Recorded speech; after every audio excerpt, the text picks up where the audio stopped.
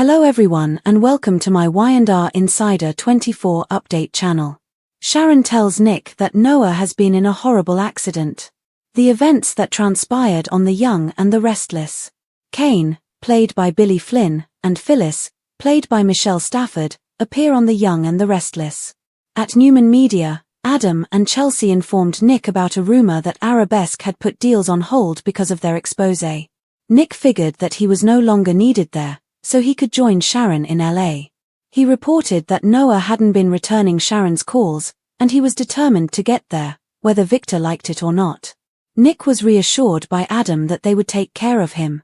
Nick mentioned that something had seemed off with Noah. Chelsea recalled when she and Adam had been on edge during Connor's OCD treatment. Noah, as well as Connor, had made it through, Adam observed. Nick went out to tell Victor about the trip in person because he thought he would feel better once he saw Noah and talked to him. Adam was skeptical that his father would enjoy it. Victoria, Nikki, and Victoria marveled at how quickly the news release had spread at the brand new Newman Ranch. Victor hesitated to declare it a victory yet because he anticipated that Kane would attempt to restore his reputation. After Victoria left, Nikki inquired whether Jack had been involved in the decision to launch the article. Victor clarified that Jack's only purpose was to convince Jill to help prevent Kane from doing something stupid. Nick showed up and said that he had booked a flight to Los Angeles to go see Noah and Sharon. Nick added that he wasn't asking for permission, since it seemed like something was going on with Noah, and Sharon hadn't been able to reach their son. Victor urged Nick to allow Noah to solve his problems on his own, and he preferred that Nick stay home. Nick and Nikki were baffled to see Victor dragging his feet. Victor thought Nick was reacting too quickly to Noah's situation. Nick retorted that Victor was doing the same thing by treating Kane like the bogeyman. Nick complained that he was tired of letting Kane control everything, even though he might not do anything. Victor wanted to stand up to Kane as a family because he anticipated that Kane would feel empowered as long as he had the AI software. Nick maintained that he could always join a video call or fly back in case his son required him. Nikki agreed that she was more concerned about Noah than about Kane. Victor conceded that Noah was more important, and he gave Nick his blessing. Nick answered a call from Sharon, who sobbed that he needed to get there because it was like Cassie happening all over again. Sharon cried that she was at the hospital because Noah had been in a really bad car accident. Sharon begged Nick to get there soon because she and Noah needed him. Nick promised he'd get there as fast as he could, and Victor offered Nick the Newman jet. Victor consoled Nikki as Nick hurried away. At Society, Adam and Chelsea canoodled on a couch and reveled in there being no crises or deadlines. They reflected on the 2 years it had been since Connor's diagnosis and how they'd become closer than ever. They kissed, and Chelsea contemplated whether Nick and Sharon were also getting closer. Adam grumbled that Sharon always seemed to get hurt when she and Nick were a couple. Victoria approached and explained that she was there to grab takeout for her and the kids. She received a text message from Katie with a reminder about the teens having dinner with Billy that night. Victoria said she could use the company, and Chelsea and Adam invited her to join them. Victoria confided that she heard people talking, but she found herself not listening, and she needed to snap out of it. Chelsea sympathized that Victoria was going through a hard time. Victoria shared that she got lonely sometimes, and she was glad she'd run into them. Adam made a sarcastic wager that Victoria had no idea she would ever say that to him. Chelsea referred to him as something of an operator after Victoria mentioned that Claire and Holden had traveled to Los Angeles. Chelsea asked Victoria if Kyle and Claire had broken up, and Victoria said it was hard. Victoria added that Claire needed time to think, but she conceded that her daughter going on vacation with a near stranger wasn't the best idea. Kyle added, "I couldn't be more in agreement." Kyle asked to speak to Victoria in private, and they stepped aside. Adam concluded that Kyle was in a state of desperation and would do anything to rejoin the game. Chelsea's phone chimed, and she revealed that the expose on Kane was hitting the international platforms. Adam crowed that everyone thought Kane and Colin were dirtbags who had accumulated their wealth by scamming unsuspecting old ladies. Chelsea envisioned that Kane would never recover. Adam considered the possibility of a miracle. Meanwhile, Kyle informed Victoria that he decided to go to LA because he couldn't sit around and let his relationship with Claire die. Victoria intended to keep her promise to Claire to stay out of it, and she reminded him that Claire had requested time and space. Kyle argued that he wouldn't have a problem if Claire were in LA by herself, but he didn't see how she'd figure out her feelings with a player around. Kyle insisted that Holden was bad news, and he asked Victoria to tell him where Claire was staying in LA. Victoria balked at giving Kyle the information. Kyle scoffed at the idea that Holden was just showing Claire around town, but Victoria maintained that Claire had made her decision. Kyle argued that Claire wasn't thinking straight, and he pleaded with Victoria to help him find her.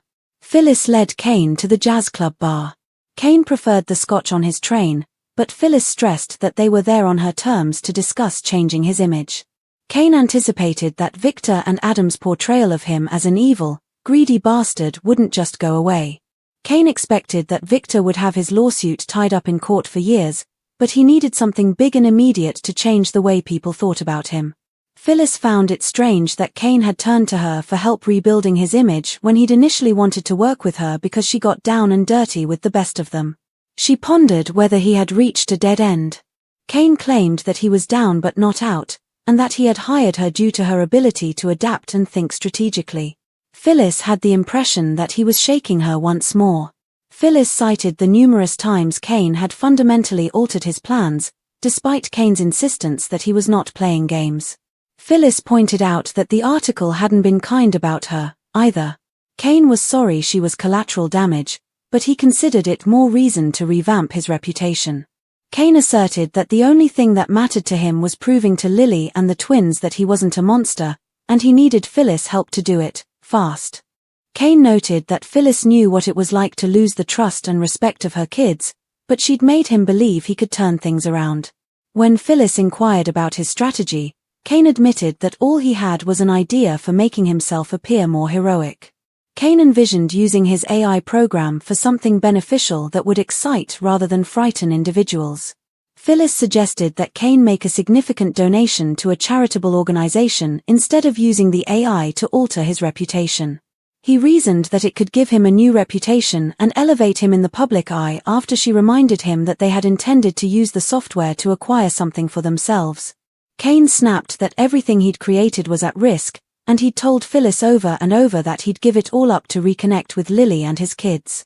Kane inquired as to whether or not Phyllis would assist him.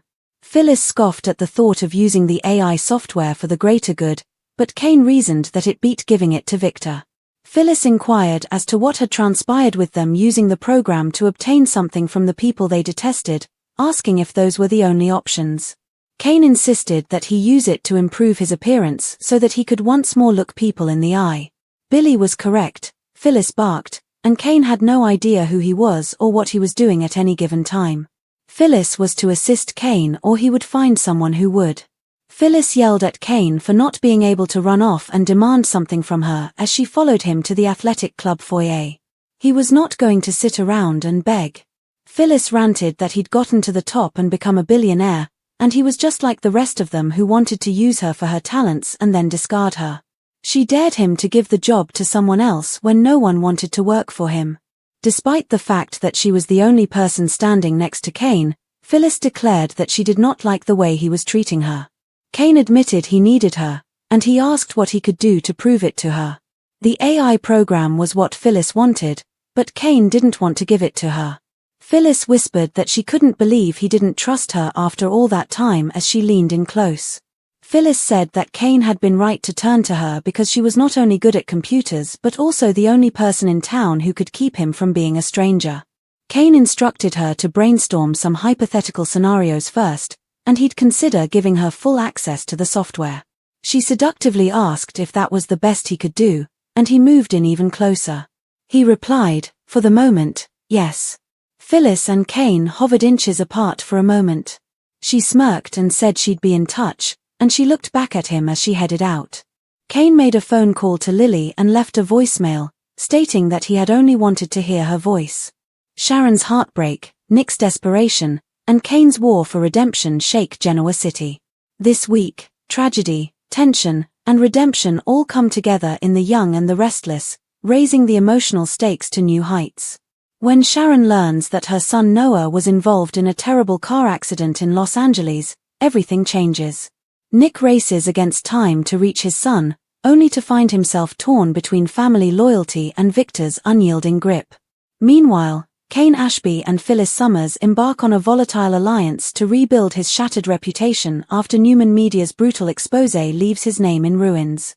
In the background, Victoria's loneliness deepens, Chelsea and Adam rekindle their old flame, and Kyle grows desperate to win back Claire. Genoa City is at a crossroads where any decision could bring about yet more heartbreak, betrayal, and rebirth. Nick's desperate race to Noah, a father's urgency. The morning begins with a ripple of tension at Newman Media, where Adam and Chelsea deliver a bombshell to Nick.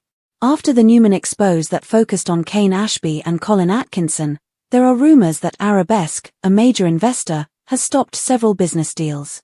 The fallout is swift and brutal, and Nick quickly realizes that the company can survive without him, but his son cannot. Sharon's heart has been carved deeper by each unanswered call she has made to Noah over the past few days. Nick now decides it's time to take action. As a father, his instincts kick in. Noah is acting strangely, something other than the typical turmoil of a young adult. Chelsea tries to console Nick by drawing comparisons to Connor's struggles with mental health. She tells him about a time when she and Adam shared a fire and watched as their son battled obsessive-compulsive disorder and emerged stronger. But Nick's fatherly intuition refuses to quiet. He insists that he must see Noah in person. Family comes first, no matter what Victor Newman says. In a rare act of solidarity, Adam assures Nick that he will handle the situation in Genoa City until Nick departs. This subtle moment between the brothers reveals the fractured yet lingering bond between them. Under Victor's sway, the two men have been at odds for years, frequently engaging in rivalry. However, when trouble arises, fatherhood serves as a common ground. Adam, who is well aware of the agony of being powerless, has a rare moment of humanity. Victor's control meets a father's rebellion. At the newly rebuilt Newman Ranch, Victor, Victoria, and Nikki gather like generals after battle.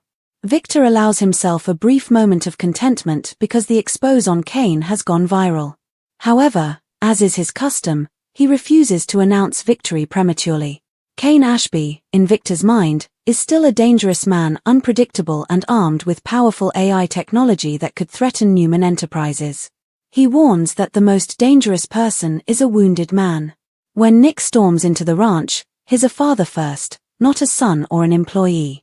He makes the decision to immediately book a flight to Los Angeles. His tone leaves no room for negotiation.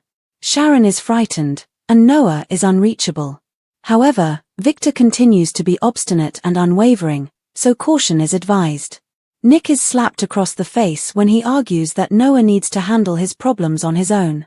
Victor, who once moved heaven and earth to save his children, now preaches restraint. It's the height of irony, and Nick can't stomach it. Victor insists, "You're reacting too quickly."